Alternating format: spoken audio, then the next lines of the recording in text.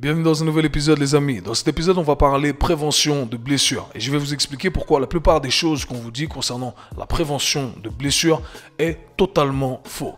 Je vais bien entendu vous expliquer le comment, le pourquoi et je vais surtout parler de manière conceptuelle. Je distingue deux façons de penser, j'en ferai peut-être un Mindset Monday d'ailleurs, mais je distingue la pensée conceptuelle de la pensée technique. Qu'est-ce que ça veut dire? Lorsque j'analyse quelque chose de manière conceptuelle, eh bien j'analyse cette chose-là de manière abstraite, c'est-à-dire que je laisse de côté toutes les variables qui vont dicter la spécificité du contexte. Mais conceptuellement, ça a énormément de valeur. Maintenant, lorsque j'utilise la pensée technique, eh bien, j'analyse le tout à travers la lentille spécifique du contexte. D'accord? Donc, ce sont deux visions qui s'opposent, qui peuvent être complémentées, mais conceptuellement, eh bien, ça s'applique en tout temps. Ok, ce n'est que la pensée technique n'est que le sous-produit de la pensée conceptuelle. Ok, donc en gros, ce que je vais dire ici, c'est que je vais vous expliquer le tout. Je vais vous donner des explications sans pour autant parler de blessures spécifiques. Je vais utiliser des illustrations, bien entendu,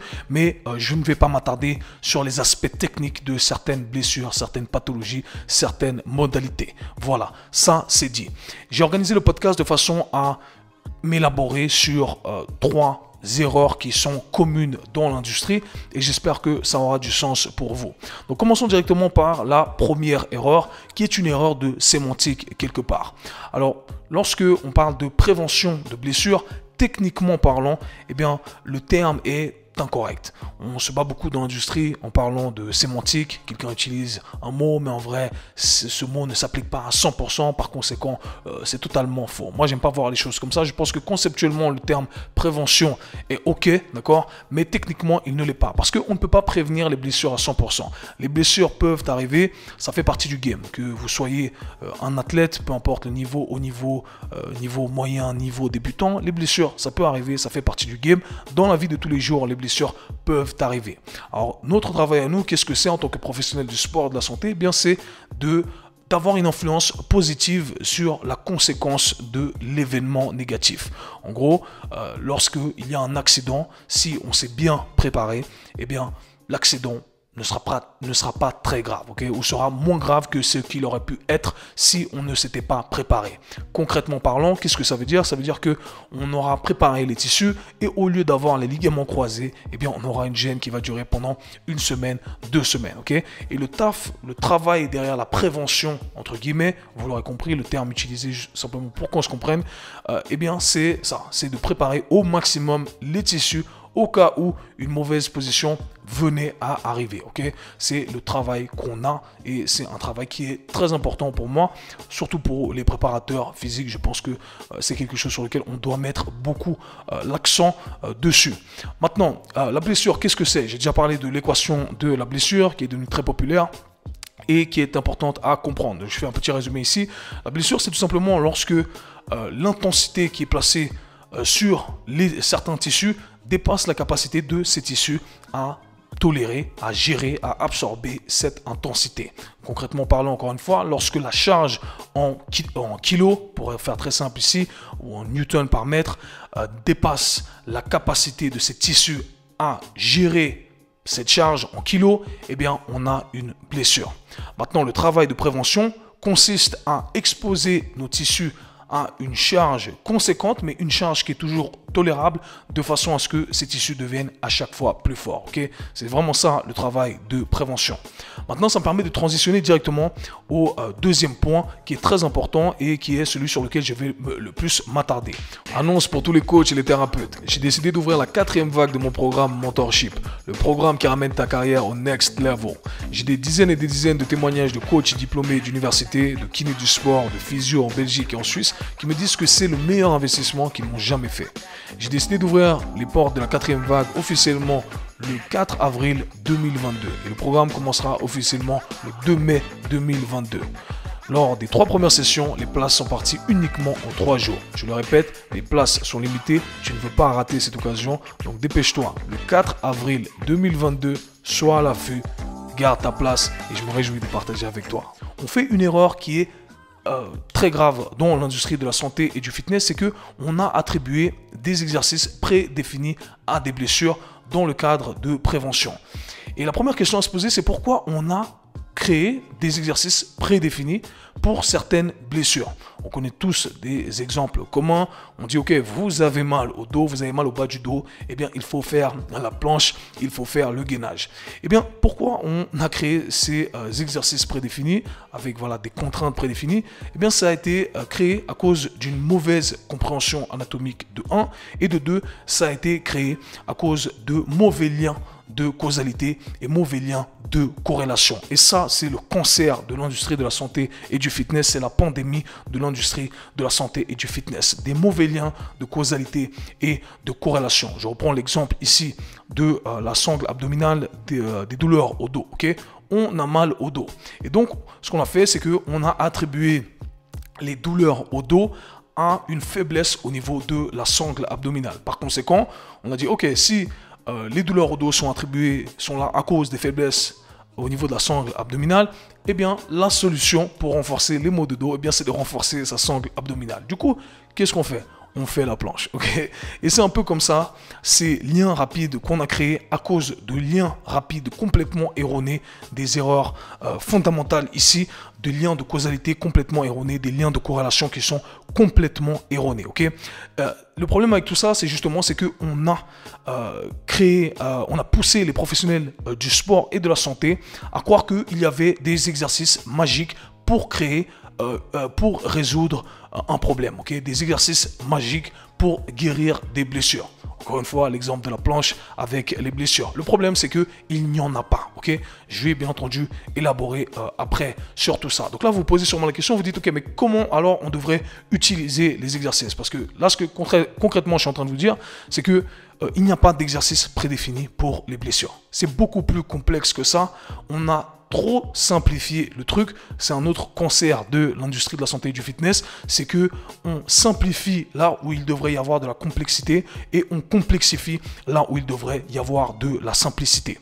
Donc pour continuer sur cette voie-là, ok, ce qu'il faut comprendre, c'est que les exercices ne sont que les sous-produits d'un raisonnement par lequel on doit passer pour tout simplement viser une zone bien précise, d'accord, pour viser des muscles, des tissus bien précis. En d'autres termes, en parlant plus concrètement ici, les exercices ne sont que des outils. Les exercices ne sont que des outils pour viser des tissus bien précis. Ok, donc lorsque je parle de zone ici, on va du global ensuite au spécifique. Ok, c'est ce que j'entends ici.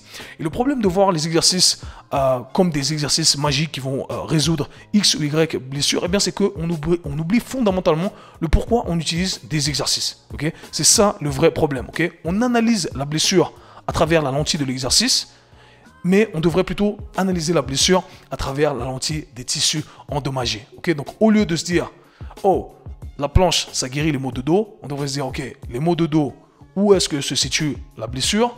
Ce sont ces tissus-là. Comment je crée une adaptation au niveau de ces tissus-là, ok? Le but, au final, c'est d'utiliser ces exercices comme des outils et se rappeler que, au final, votre corps, il s'en fout des exercices. Il s'en fout des noms des exercices. Votre corps ne comprend pas les noms des exercices. Votre corps ne s'adapte pas à l'exercice. Le but, ce n'est pas de rendre votre corps meilleur à l'exercice. Votre but, c'est d'envoyer un signal d'adaptation. Et comment on envoie un signal d'adaptation? Eh bien, on envoie un signal de force. Et c'est là où on doit regarder les choses différemment et se dire, ok, le signal de force, comment je peux l'envoyer? Je peux l'envoyer en utilisant un exercice prédéfini si il convient au tissu que je veux viser, d'accord? Mais je pourrais très bien utiliser un exercice qui n'a pas de nom, ok? Et c'est ça le problème de penser à travers des exercices prédéfinis. Vous m'avez souvent entendu dire ça. Le problème des gens, c'est que des professionnels du sport et de la santé, c'est qu'ils pensent en exercice. Et c'est là où je veux en venir en fait. C'est que quand on pense en exercice, on est vraiment en train de rater la chose qu'on aimerait traiter, ok? Et ça, c'est une erreur qui est très très très importante. Donc concrètement, ce que je veux dire ici, c'est qu'il ne faut pas se marier à des exercices parce qu'on oublie le principe d'adaptation spécifique. Okay? On oublie ce qu'on veut traiter vraiment. On s'attache simplement à l'exercice en espérant que l'exercice va nous donner des résultats parce que l'industrie a dit que l'exercice allait nous donner des résultats. Okay? Pour la petite histoire, c'est d'ailleurs quelque chose que je reproche à beaucoup de professionnels du sport et de la santé, c'est de ne pas se remettre en question. Moi, j'ai appris tous les exercices conventionnels pour les douleurs qu'on rencontre tous les jours, okay, les maux de dos, etc. etc. Et j'ai appris également que voilà, pour guérir les maux de dos, il fallait faire une planche. Et très vite, je me suis rendu compte qu'en fait, avec la planche, eh bien, je ne guérissais aucun maux de dos. Donc au bout d'un moment, je me pose la question. Je me dis, attends, peut-être que la planche, c'est pas la solution. Et je pense que c'est ce processus de pensée par lequel beaucoup de gens ne passent pas. Ils se disent tout simplement, ah non, mais moi, on m'a dit que la planche, c'était ce qui donnait des résultats. Par conséquent, la planche donne des résultats. Et comme je l'ai dit, il faut utiliser un processus inversé. Il faut analyser le tout à travers la lentille des tissus endommagés et à partir de là se dire, ok, quel exercice me permettrait de viser les tissus qui sont endommagés, parce que ce sont ces tissus-là qui ont besoin d'une adaptation. Donc j'espère que c'est clair pour vous avec ces exemples que j'ai donnés concernant les douleurs au dos. Ce sont les exercices voilà, les plus connus, la planche, d'accord, renforcer sa sangle abdominale pour les douleurs au dos, alors que c'est complètement faux, ok, ça c'est complètement faux, d'accord. On peut très bien avoir mal au dos et avoir une sangle abdominale très forte. Donc encore une fois, les deux ne sont pas liés du tout, mauvais lien de corrélation, mauvais lien de causalité. Ensuite, troisième erreur qu'on fait en utilisant des exercices prédéfinis. Okay, alors, on utilise des exercices prédéfinis, on nous donne des exercices conventionnels, on nous donne une liste d'exercices et on nous dit, voici les meilleurs exercices pour X ou Y, pour prévenir X ou Y blessure. J'en profite pour changer mon casque ici, parce que avec les cheveux, pour ceux qui vont regarder ça, pardonnez-moi, eh bien, on dit souvent, je reprends mon argument ici, on dit, ok, utilisez X ou Y exercice pour telle blessure. On connaît tous les exercices conventionnels, on connaît tous ces exercices, le soulevé de terre, le squat, le développé couché, la planche, tous ces trucs-là, ok. Mais le problème, il y a deux problèmes à soulever ici, il y a deux points très importants sur lesquels j'aimerais m'attarder lorsqu'on utilise les exercices conventionnels pour guérir les blessures. Eh bien, le problème, c'est qu'on n'apprécie pas assez la complexité du corps humain. Et comme je l'ai dit au tout début, le tout a été créé par une mauvaise compréhension de l'anatomie. Pour ceux qui font partie de mon programme Mentorship, vous savez de quoi je parle ici. Le premier point à soulever, c'est que lorsqu'on utilise des exercices prédéfinis, lorsqu'on utilise les exercices conventionnels avec des contraintes prédéfinies, c'est-à-dire que lorsqu'on vous dit faites votre soulevé de terre, on vous dit faites votre soulevé de terre avec les pieds qui vous pointent vers l'avant, avec le dos bien droit, avec telle position, on a des règles bien précises à respecter lorsqu'on fait ces exercices. Et bien, ce qu'il faut comprendre, c'est que lorsque on suit ces règles, eh bien, on n'est pas vraiment en train de viser l'entièreté des groupes musculaires qui sont sollicités. C'est-à-dire que lorsque vous faites un soulevé de terre, vous n'êtes pas en train d'utiliser tous les ischio-jambiers. Okay? Vous êtes uniquement en train d'utiliser une partie des ischio-jambiers en fonction de votre placement dans l'espace. J'aime utiliser la métaphore suivante. Pensez à vos muscles comme une grande autoroute sur laquelle il y a plusieurs voies. Okay? On a 4 voies. On a la voie tout à gauche, ensuite une autre voie et la voie qui est tout à droite. Okay? Et lorsqu'on fait un exercice conventionnel comme le soulevé de terre par exemple, et on va vous dire, hey, faites le soulevé de terre, c'est le meilleur exercice pour les ischio-jambiers, pour renforcer les ischio-jambiers, pour prévenir les blessures aux ischio-jambiers. Remplacez le soulevé de terre par n'importe quel exercice, Nordic curl, etc., etc. Et du coup, ce qui se passe, c'est qu'en fait, lorsqu'on respecte ces règles qui ont été prédéfinies par l'industrie, eh bien, on est en train de viser uniquement que les deux voies du milieu. D'accord? Les ischio-jambiers étant l'autoroute. D'accord? On vise que les deux voies du milieu, mais pas forcément la voie qui est tout à droite ou la voie qui est tout à gauche. Par contre, les blessures, peut-être que les blessures, là où on a eu des blessures répétées, là où on est souvent à risque, eh bien c'est peut-être sur la voie qui est tout à gauche ou la voie qui est tout à droite. Okay? Mais lorsqu'on n'apprécie pas la complexité de notre anatomie et lorsqu'on ne comprend pas fondamentalement ce que ces exercices font comme adaptation, eh bien on se dit, oh hey, t'as un problème aux ischio-jambiers, on fait du soulevé de terre, on fait des Nordic curls. Non, non, non, non. On doit se placer dans l'espace différemment pour pouvoir viser la voie d'autoroute qui est tout à gauche ou la voie d'autoroute qui est tout à droite. Okay? Et ça, fondamentalement, c'est très important de garder ça en tête, que lorsque vous faites un exercice prédéfini par l'industrie, eh bien, on n'est pas vraiment en train de créer une adaptation sur tous les tissus. On n'est pas en train d'être spécifique au tissu qu'on veut viser forcément, d'accord? On est simplement en train d'être spécifique à l'exercice. Donc j'espère que cet exemple va vous aider ici à adapter le tout, et à la fin je donnerai bien entendu une astuce en reprenant cet exemple-là. Le deuxième point à soulever qui est très important ici concernant les exercices conventionnels pour la prévention de blessures. Le problème avec la plupart des exercices conventionnels, c'est qu'ils ont été créés pour nous mettre dans des positions avantageuses. Et par position avantageuse, eh bien, j'entends les positions dans lesquelles nous sommes le plus fort. Lorsque je reprends le soulevé de terre ici, eh bien, le soulevé de terre, les règles qu'on nous a données, nous ont été données en disant voilà, il faut que tu te mettes dans cette position pour pouvoir lever le plus de poids possible, pour être le plus efficace possible. Et du coup, on met notre colonne vertébrale en position neutre, d'accord? Pourquoi on la met en position neutre? Parce que c'est là où la colonne vertébrale est la plus forte, d'accord? On met dans différents exercices, on se met dans l'espace de façon à ce qu'on soit le plus efficace possible, le plus fort possible. On ne se met pas dans les zones où on est le plus faible. Et le problème avec ça, c'est que lorsqu'on se blesse, la plupart du temps, eh bien, on se blesse là où on est le plus faible et non pas là où on est le plus fort. Par conséquent, lorsqu'on suit uniquement les règles et qu'on utilise uniquement les exercices conventionnels avec les règles préétablies, prédéfinies par l'industrie, eh bien, on n'est qu'en train de renforcer là où on est déjà fort. Mais quand on va se blesser vraiment, eh bien, on va se blesser lorsque on se dirige sur cette voie-là qu'on n'a pas l'habitude d'entraîner. La voie qui est tout à gauche, qu'on a négligée parce que voilà, l'exercice conventionnel ne crée pas une adaptation au niveau de cette voie-là. Et lorsqu'on comprend ça, encore une fois, on comprend qu'on ne doit pas penser à travers la lentille d'exercice uniquement, d'accord, d'exercice donné par l'industrie du fitness. J'espère que ça a vraiment du sens pour vous. Je reprends l'exemple du bas du dos ici. Encore une fois, pour les douleurs au dos, d'accord, la plupart des gens ont des douleurs au dos. On vous dit, faites la planche, mauvais lien de causalité.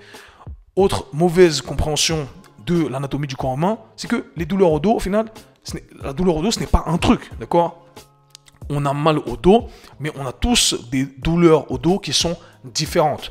Certaines personnes vont avoir des douleurs un peu plus à gauche, des personnes un peu plus à droite, des personnes un peu plus quand ils vont exprimer une fonction, d'autres fonctions de la colonne vertébrale, et on donne à tout le monde le même exercice générique qui est la planche. Okay, l'exercice pour la douleur au dos, parce qu'on regarde le tout à travers la lentille d'exercice prédéfinie donnée par l'industrie. Donc vous comprenez bien entendu que lorsque on utilise un exercice pour différents problèmes, bien entendu, ça ne va pas fonctionner. Ok? Donc, j'espère que ça a du sens pour vous ici et que ce que je dis va pouvoir être appliqué et surtout que vous allez pouvoir être critique face à ces conclusions qu'on vous donne, à ces mauvaises interprétations que l'industrie a créées. Donc, concrètement, Kev, tu nous dis tout ça, mais qu'est-ce qu'on doit faire? La première chose à faire, c'est bien entendu de se débarrasser de tous ces liens de causalité, liens de corrélation, faux liens de causalité et de corrélation. Donc, sangle abdominal faible est égal mal au dos. C'est pas comme ça que ça fonctionne, d'accord? La deuxième chose à faire, c'est d'améliorer sa compréhension du corps humain. Il faut comprendre, de un, que vos muscles, ce ne sont pas une chose, mais plusieurs choses. Et en fonction de où on se trouve dans l'espace, eh bien, on va plutôt viser certaines lignes de tissu ou alors d'autres lignes de tissu. Et en fonction de l'adaptation qu'on cherche à créer, eh bien, on va se positionner dans l'espace de façon à pouvoir viser les lignes de tissu qu'on cherche à viser. Je refais référence ici aux différentes voies, d'accord? Donc si je reprends le soulevé de terre ici, le deadlift. Si je garde mes pieds vers l'avant, je vais viser les lignes du milieu, les voies du milieu de l'autoroute. Mais si je ramène mes hanches légèrement en rotation externe, donc les genoux qui tournent un peu vers l'extérieur, et bien tout d'un coup, je vais viser d'autres zones des ischio-jambiers. D'accord? Un peu plus la voie qui est tout à l'extérieur.